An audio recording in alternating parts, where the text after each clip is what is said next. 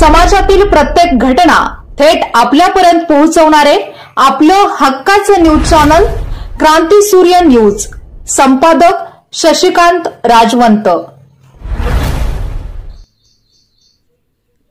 शिराळा तालुक्यातील शेडगेवाडी गावातील सोन्याच्या दुकानातून चोरी करणाऱ्या संशयित आरोपी सांगली स्थानिक गुन्हे अन्वेषण विभागाच्या पथकाने सापळा रचून ताब्यात घेतले असून चोरी केलेला 90,000 रुपयांचा मुद्देमाल जप्त करण्यात आला आहे। काही दिवसांपूर्वी शेडगेवाडी तालुका शिराळा येथील सोन्याच्या दुकानातून पाटली चोरीला जाण्याचा प्रकार घडला होता। त्या अनुषंगाने कोकरूड पोलिसात अज्ञात चोरट्याच्या विरोधात गुन्हा दाखल करण्यात आला होता। त्याचा शोध पोलीस घेत आहेत। दरम्यान 18 जुलै 2024 रोजी कुपवाड फाटा येथे एक इसम चोरलेला सोन्याचा माल विक्री करता येणार असल्याची माहिती बातमीदारांमार्फत पोलिसांना मिळाली। त्या अनुषंगाने पोलिसांनी सापळा लावला होता। दरम्यान एक इसम या ठिकाणी संशयितरित्या वावरताना दिसला।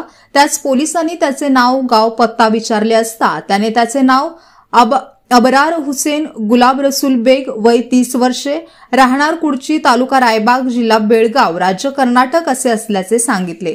सहाय्यक पोलीस निरीक्षक पंकज पवार यांनी पंचांसमक्ष त्याची अंगझडती घेतली असता त्याच्या पॅन्टच्या खिशामध्ये सोन्याची पाटली सापडली। या सोन्याच्या पाटलीविषयी विचारले असता त्याने उडवाउडवीची उत्तरे दिली।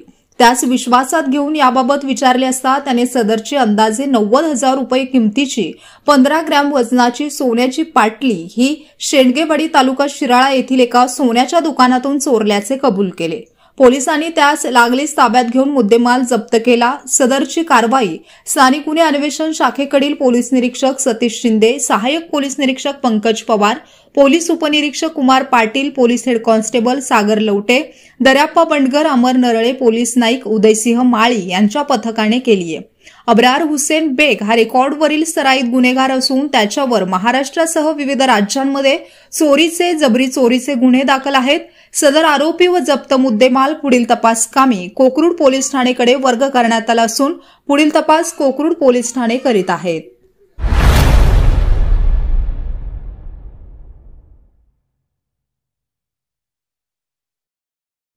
क्रांती सूर्य न्यूज।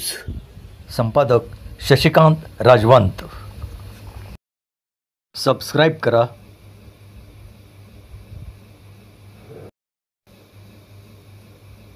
बेल आयकॉनला क्लिक करा आणि लाईक करायला विसरू नका।